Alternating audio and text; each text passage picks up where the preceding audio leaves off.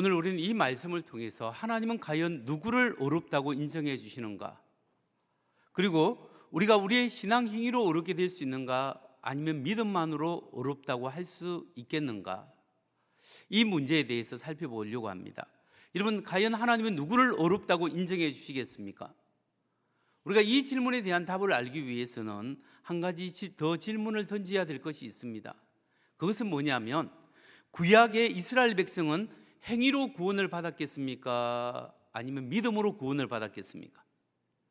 구약 이스라엘 백성들은 율법을 지킴으로써 그런 지키는 행위를 통하여 하나님 앞에 어렵다고 인정함을 받았겠습니까? 아니면 그들도 하나님을 믿는 믿음으로 어렵다고 인정을 받았을까요?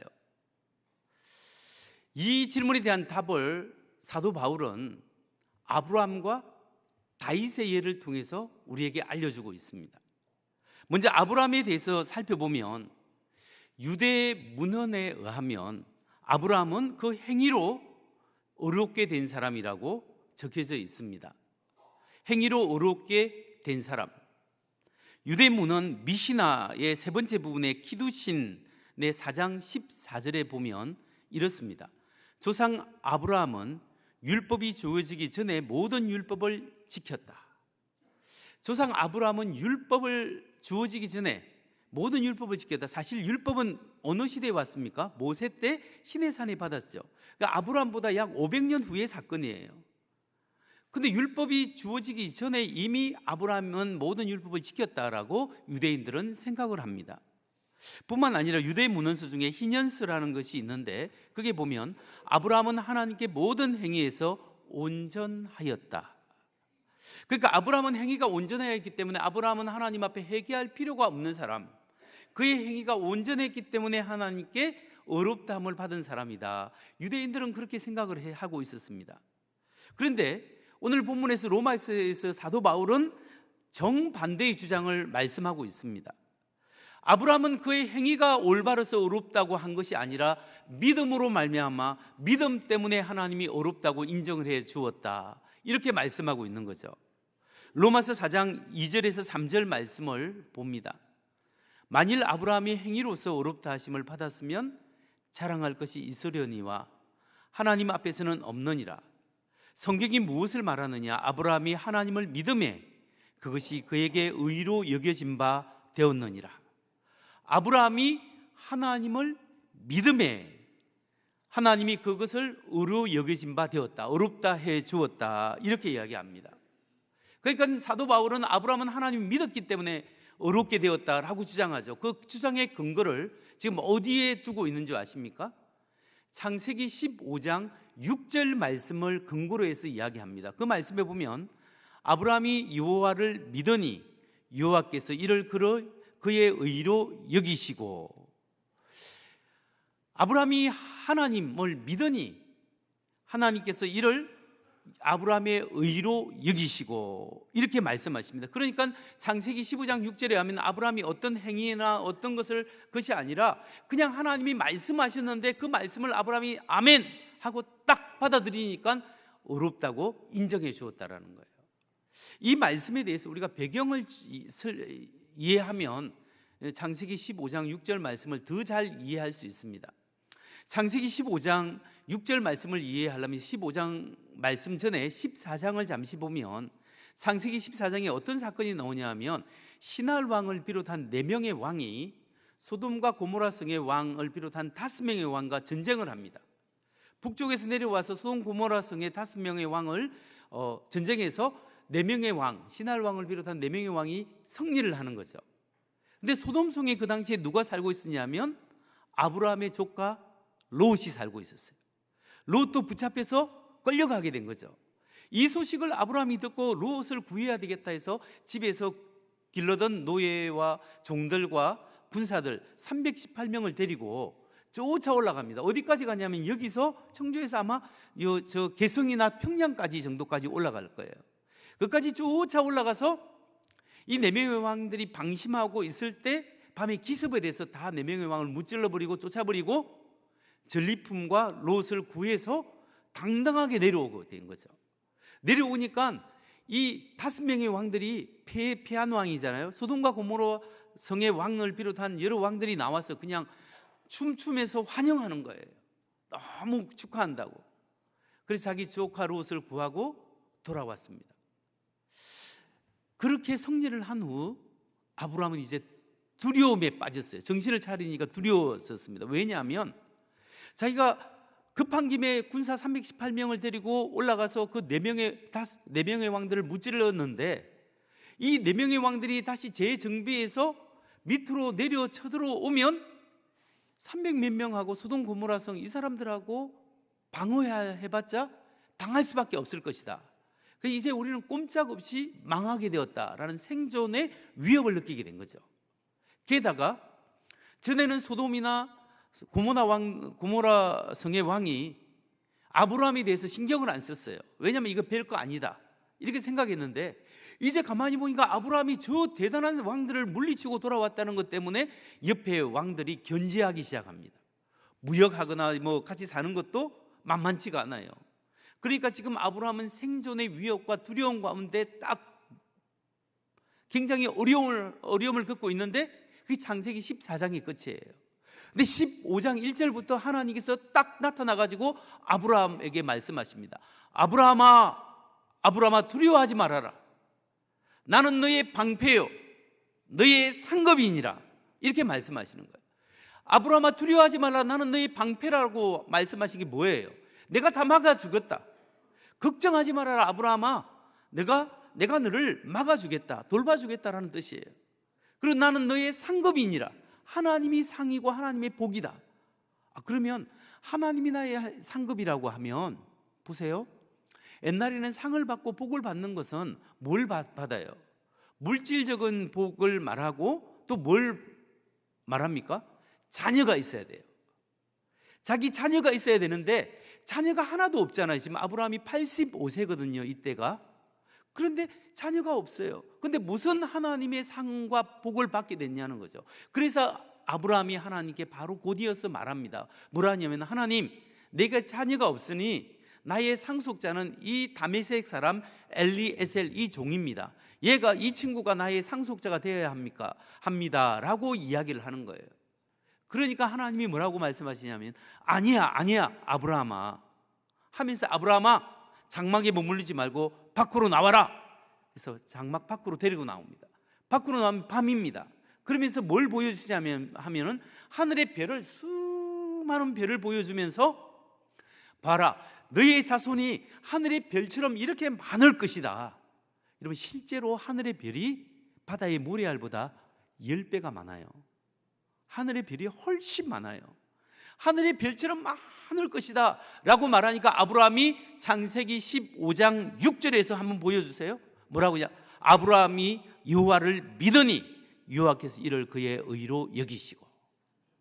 아브라함이 하나님께서 아브라함에게 너의 자손이 하늘의 별처럼 많아질 것이야 라고 말하니까 아브라함이 아멘 하나님 지금 내게 자녀도 없고 아무도 없지만은 내가 그 말씀을 믿습니다 라고 믿음을 탁 가지니까 어렵다고 인정을 해주신 거예요.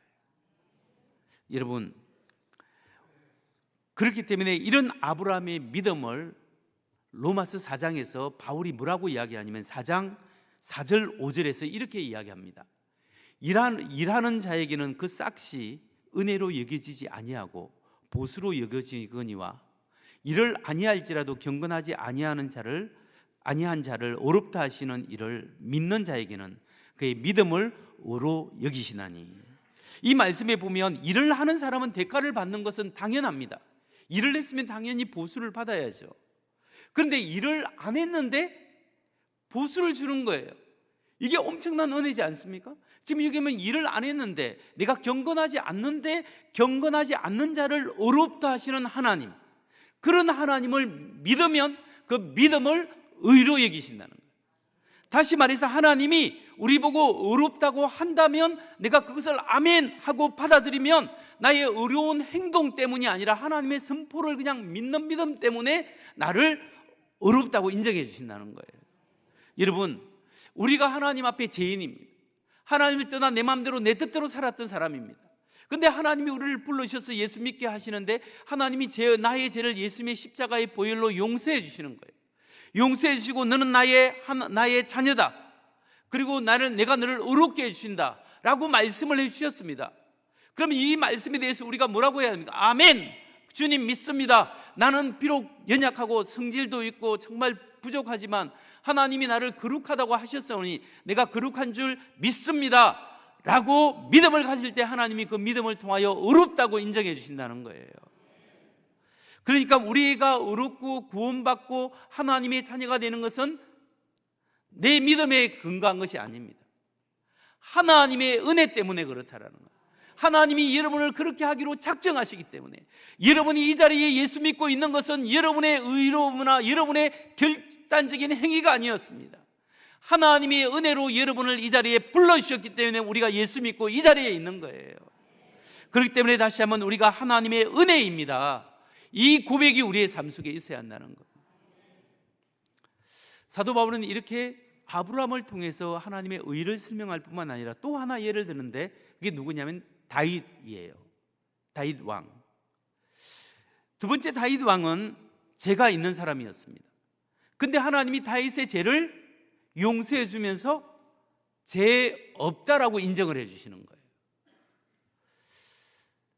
로마서 4장 6절에서 8절 말씀을 보겠습니다.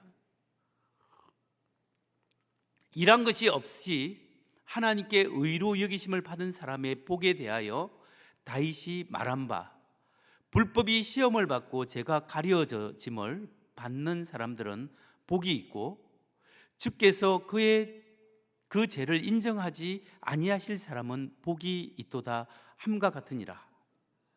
이 말씀에 보면 특히 7절 8절을 다시 한번 보겠습니다. 7절, 불법이 사함을 받고 죄가 가려짐을 받는 사람들은 복이 있고 주께서 그 죄를 인정하지 아니하실 사람은 복이 있도다 함과 같으니라. 지금 이 말씀은 어디에 시편 32편을 지금 바울이 신약에서 인용을 하는데, 시편 32편은 누가 고백했냐면 다윗의 고백이에요. 다윗이 죄를 지었는데 하나님이 네 죄를 없다, 내가 노력도 안 했는데 하나님이 죄 없다고 인정해 주시는 그 은혜를 고백하고 감사해야 하는 거예요. 내가 죄를 지었는데 하나님 앞에 하나님 죄송해요 하니까 하나님이 죄 없다고 용서를 해 주었다는 거예요. 이런 은혜를 다윗이 어떻게 경험하게 되었을까요? 배경 지식을 좀 알면 성경이 보입니다. 다윗은 목동으로서 막내 아들이었습니다. 그러니까 굉장히 연약한 하고 별 볼 일 없는 사람인데 하나님이 그를 일방적으로 선택하신 거예요. 마치 아브라함을 선택하듯이 다윗을 선택했습니다. 다윗을 불렀습니다. 그래서 하나님께서 그를 왕으로 세우신 거예요. 그래서 다윗이 이제 왕이 되어서 부강한 나라가 되었는데 영토가 엄청나게 확장되었습니다. 그래서 아브라함에게 하나님이 너는 동서남북을 다니라, 내가 이 모든 지역을 너에게 주겠다라는 아브라함의 예언, 아브라함에게 주신 축복이 언제 이루어지냐? 이스라엘 역사에 다윗 왕 때 다 이루어지는 거예요. 다윗 왕 때 있는 그 영토가 바로 아브라함이 하나님의 축복을 받은 그 영토가, 땅에 대한 축복이 다윗에게 다 이루어지는 거예요. 다윗이 굉장한 사람이 되었습니다. 이렇게 되니까 문제가 뭐냐면 다윗이 교만해지기 시작해요. 교만해지게 되면서 어떻게 되면 우리아의 아내 바세바를 탐했고 그녀와 간통을 했고, 그리고 그 남편 우리아를 죽이도록 지시를 했습니다. 이렇게 하면 뭐 되냐면 십계명의 3가지를 범하게 됩니다. 첫 번째, 내 이웃의 집의 것을 탐하지 말아라, 그것을 범하게 되고, 간음하지 말아라 라는 십계명을 어기게 되고, 살인하지 말아라, 이 3가지 십계명을 어기게 됩니다. 그러면 여러분, 이런 율법에 의하면 이런 죄를 지은 사람은 희생제사나 번제를 통해서 죄 용서함을 받을 길이 있을까요? 없어요. 의도적인 살인죄나 이런 죄는 돌에 맞아 죽도록 돼 있어요. 그게 사형에 처하게 되는 거예요. 이런 사람을 위한 죄 용서의 길은 없는 거예요. 그러니까 그런 의미에서 다윗도 하나님 앞에 율법적으로 죽어야 합니다. 그런데 다윗이 나단 선지자를 통해서 이 죄를 지적받았을 때 하나님 앞에 정말 진정으로 회개하고 돌이켰을 때 하나님께서 그의 죄를 용서해 주시는 거죠. 로마서 4장 6절 말씀에서 사도 바울은 이렇게 이야기합니다. 일한 것이 없이 하나님께 의로 여기심을 받은 사람의 복에 대하여 다윗이 말한 바, 내가 일을 안 했는데 하나님께서 나의 죄를 이렇게 다 용서해 주셨습니다 하면서 자기가 한 것이 아니라 하나님이 일방적으로 나의 죄를 용서해 주셨습니다. 주여 감사합니다. 율법적으로 죽어마땅하는 이 죄인을 하나님께서 살려주셨습니다. 그러면서 다윗은 정말 침상이 눈물로 젖을 정도로 하나님 앞에 회개하고 돌이켰습니다. 그 하나님의 은혜를 깨닫게 된 거죠. 여기서 우리가 생각해야 될 것이 있는데, 여러분, 다윗이 일한 것이 없이 하나님께서 의롭다 여김을 받은 것, 그것과 아브라함이 하나님의 말씀을 듣고 믿으니 이를 의로 여김을 받았다라는 것, 이 말의 뜻이 무엇인지 아십니까? 그것이 로마서 4장 3절과 6절에 나와 있어요. 3절부터 보면 성경이 무엇을 말하느냐? 아브라함이 하나님을 믿음에 그것이 그에게 의로 여겨진 바 되었느니라. 이 보세요. 의로 여겨진 바 되었느니라. 이 단어, 헬라어 단어가 있고요. 6절, 일한 것이 없이 하나님께 의로 여기심을 받은 사람의 복에 대하여 다윗이 말한 바, 아브라함도 하나님을 믿음에 그에게 의로 여겨진 바 되었다. 다윗도 하나님께 의로 여기심을 받았다. 이게 헬라어가 동일한 단어예요. 근데 이 동일한 단어가 이 두 단어가, 똑같은 단어가 뭘 이야기하냐면 상업적 용어예요. 무슨 상업적 용어냐면, 계산을 쭉 해보면 이 빚을 청산할 때, 이렇게 계산을 쭉 할 때 빚을 갚아버릴 때 사용하는 용어가 바로 여김을 받는 것, 이런 단어예요. 그게 뭘 이야기하냐면, 지금 아브라함과 다윗이 하나님 앞에서 제약의 은행 잔고가 너무나 많이 쌓였어요. 그러니까 통장으로 말하면 마이너스 통장이에요. 제약의 마이너스 통장이 어느 정도 쌓였냐면 수백억이 쌓인 거예요. 근데 다윗과 아브라함의 힘으로는 이 제약의 수백억 마이너스 통장의 돈을 갚을 길이 없어.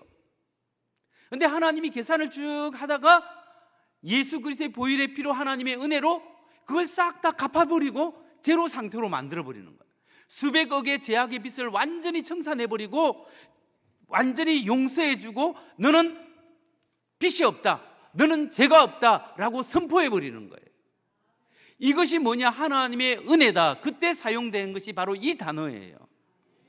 그러니까 여러분, 아브라함과 다윗은 자신의 행위에 비해서 하나님의 은혜가 너무 엄청나는 거예요. 하나님이 일방적으로 찾아와서 그들에게 용서하고 하나님께서 모든 빚을 다 갚아버린 거예요. 이걸 우리의 삶에 적용하면 어떨까요? 우리가 구원받고 하나님 앞에 어리게 되고 하나님의 자녀가 되고 영원한 생명의 은혜를 받게 된 것은 하나님의 은혜라는 거예요. 하나님의 은혜 앞에 우리가 내세울 것이 아무것도 없다라는 거예요. 여러분이 여기 와서 예배를 드리는 것도 예배 드려주는 것이 아니에요. 하나님의 은혜 때문에 여기 와서 예배를 드리고 있는 거예요. 찬양대에서 봉사하는 것도 봉사를 해 주는 것이 아니라 하나님의 은혜 때문에 하는 거예요. 우리가 교사로서, 교회 직분자로서 여러 곳곳에서 섬기고 봉사하는 것은 하나님이 나의 제약의 모든 은행 잔고, 제약의 잔고들을, 마이너스 통장을 완전히 청산해 버리는 거예요. 근데 놀라운 것은 우리가 여기 있는 사람들은 우리가 하나님 앞에 엄청난 제약의 마이너스 통장을 가지고 있어요. 근데 예수 그리스도의 보혈의 피로 하나님의 아들이신 그분이 인간의 몸으로 오셔서 그분이 내가 죽을 자리에 내가 져야 될 빚의 대가를 예수님이 다 청산해 버렸어요. 그리고 완전히 청산해서 제로 상태를 만들어 주셨는데, 거기에서 하나 더 플러스가 뭐냐면, 빚이 없다라고 우리에게 어렵다라고 선언해 주실 뿐만 아니라 우리를 하나님의 자녀로 삼아주시고 우리에게 영생을 주시고 우리로 하여금 하나님의 영광의 나라에 참여하게 해주시는 거예요. 그래서 하나님의 영광의 은혜를 경험하도록 하나님에게 수백억, 수천억을 우리에게 완전히 또 주신 거예요. 이것이 바로 하나님의 은혜라는 거예요. 그래서 이 엄청난 하나님의 은혜에 대해서 사도 바울이 로마서 4장 5절에서 이렇게 이야기합니다. 이를 아니할지라도 경건하지 아니한 자를 의롭다 하시는 이를 믿는 자에게는 그의 믿음을 의로 여기시나니. 여러분, 하나님 앞에서 우리가 어떤 행위를 내세울 수 없습니다. 하나님 앞에 우리가 어떤 것을 공로를 내세울 수 없습니다. 우리가 오늘 찬양하고 오늘 헌신하고 오늘 하나님 앞에 봉사하는 것은 그것 때문에 우리가 구원받는 것이 아니라 하나님께서 엄청난 은혜를 주셨기 때문에 그 은혜에 감사해서 우리가 하나님께 봉사하고 하나님의 일을 감당하고 내게 주신 직분과 사명을 감당하는 것이라는 것을 믿으시기 바랍니다. 오늘 우리가 이 말씀에서 꼭 기억해야 될 것은 우리의 구원의 근거는 결코 나의 행위에 있지 않다. 무조건 하나님의 은혜입니다. 하나님께서 오늘 하나님 앞에 내가 옳고 된 것은 하나님의 은혜라는 사실을 기억하십시오. 그렇기 때문에 우리가 하나님 앞에 교만할 수가 없어요. 하나님 앞에 내가 뭘 한다고 내세울 수가 없는 거예요.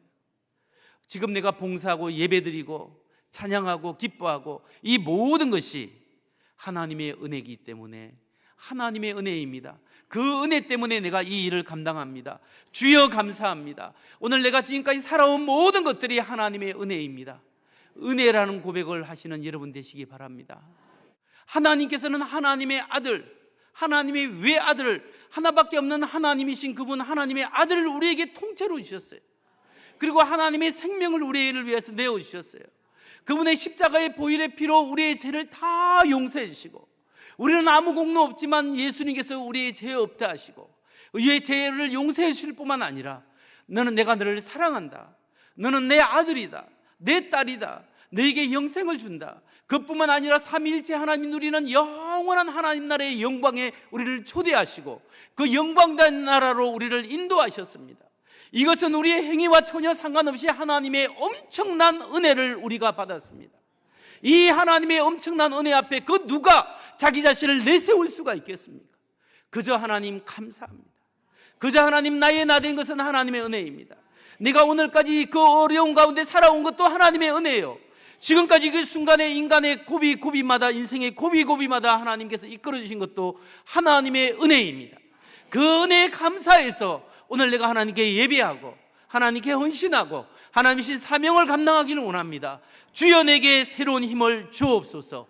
이렇게 믿음으로 승리하는 우리 모두가 되기를 주의 이름으로 축원합니다.